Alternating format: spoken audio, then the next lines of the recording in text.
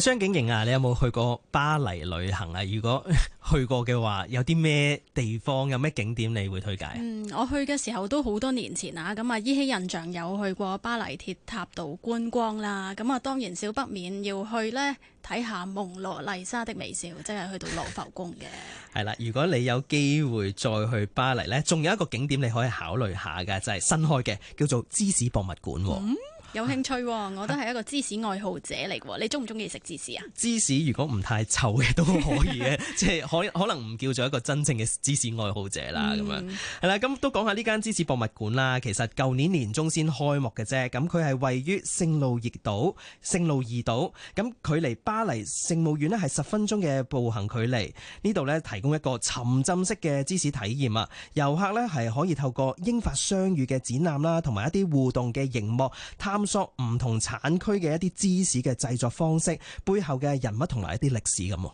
咁啊，現場呢仲有一啲芝士製作師，咁會講解芝士製作嘅細節，喺小至到呢，譬如乳牛嘅心情係點樣，會點樣影響到呢最終芝士嘅風味嘅。咁啊，啲遊客呢亦都可以喺博物館嘅工場睇住製作嘅過程以及試食㗎。咁呢間芝士博物館呢，其實喺 Google Map 上面都幾好評分嘅，有4.7星嘅噃。5粒星星係最多。係啦，4.7星。咁有啲旅客都留言話呢，呢個博物館係資訊娛樂並重，亦都有人話呢，每個芝士愛好者啊，包括係張景瑩你咁樣啦，去到巴黎係必到景點嚟噶。咁呢個博物館嘅創辦人布里森啦，其實花咗10年時間去籌備去起呢間博物館嘅。咁啊，目的呢係要延續傳統嘅技藝，亦都想喺法國嘅首都心臟地帶呢設立呢一扇窗，等大家呢窺探下鄉村生活嘅風貌係點樣樣。事實上呢，法國嘅芝士文化其實都相當之濃厚㗎。根據衛報嘅報導，法國有56個官方芝士產區，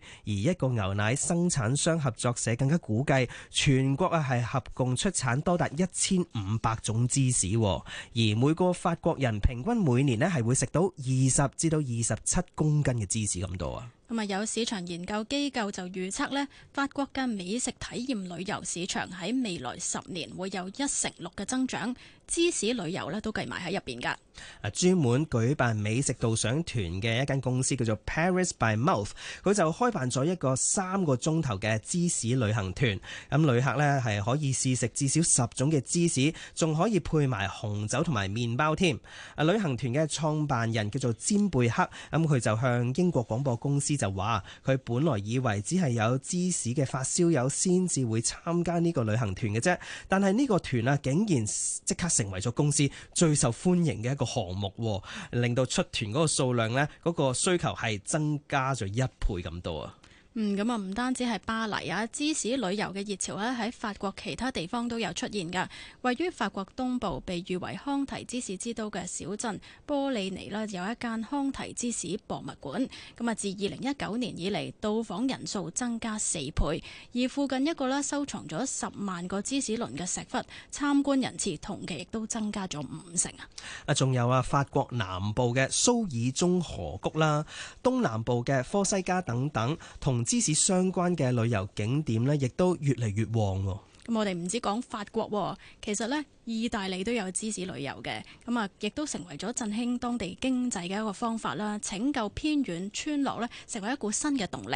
啊！根據意大利飲食旅遊協會嘅第一份旅遊與芝士世界報告啊，咁呢份報告就講話啦，過去3年有2/3嘅意大利遊客係至少參加過1次嘅芝士體驗團，比起2021年係增加咗7%，而根據旅遊預訂平台嘅一啲數據都見到芝士體驗嘅嗰啲預訂數量呢，按年增加咗43%。咁啊，當地嘅芝士旅遊模式呢，亦都變得越嚟越多元化啦，好多選擇。咁啊，以往只係參觀牛奶牧場同埋芝士廠，而家呢就有互動工作坊，將酒同芝士配對嘅課程啦，以及啦從牧場到餐台嘅全方位體驗等等。而全國各地亦都展出多條嘅旅遊路線，發展出好多嘅旅遊路線啊，串聯起啦唔同嘅芝士產地，佢哋嘅故事啦，仲有佢哋嘅風景。如果有興趣去意大利旅行呢，都都可以留意下呢啲地方啦。包括就係意大利中部小鎮啊，叫做法林多拉。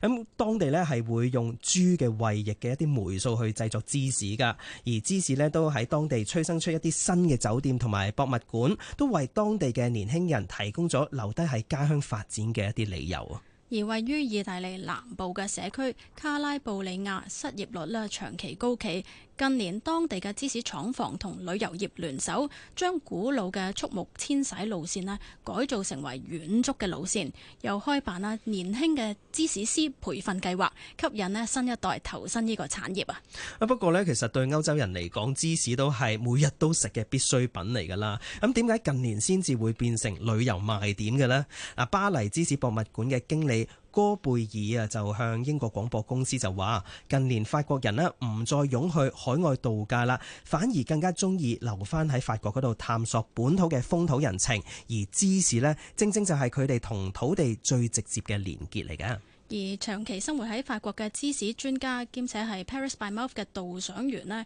一位叫做格雷科嘅人呢，就發現呢一股熱情亦都感染咗國際嘅遊客。佢認為啦，新冠疫情期間被逼留喺屋企嘅人呢，只能夠尋求食物嘅慰藉，於是對芝士產生嘅過程啦、誕生嘅過程啦，產生咗好大嘅好奇心啊！其實都好似我哋節目之前都講過啦，意大利啊或者西班牙、法國好多嘅大城市啦，都面臨一個旅客太多嘅壓力啦。如果有咗呢個芝士旅遊嘅產業呢，都可能係可以係一個替代方案，分散一下啲遊客